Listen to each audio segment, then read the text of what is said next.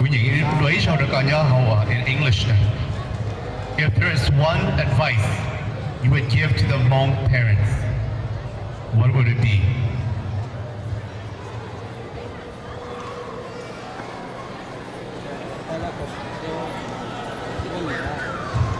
Cô tháo cho được cái lo luôn nữa. Giờ hai tia cũng muốn tao yêu chú ý đâu nè chim Hmong. Cô yêu khai đâu nè chim Hmong tao hai tia. Bây giờ Hmong, bây giờ chú khơi bên Hmong lũ kia. Bây giờ chú khơi bên Hmong cá lì kẹt chạy.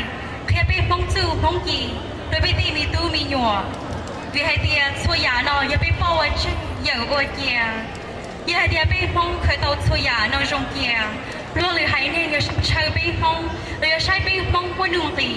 Để chỉ yêu lần chơi bên Hmong, tôi nên nhà bị xóa thêm mong. Wow chào.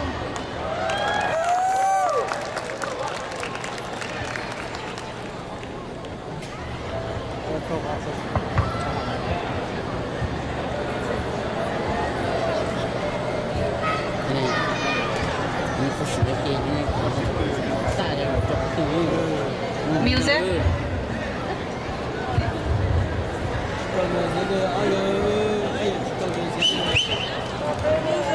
Music.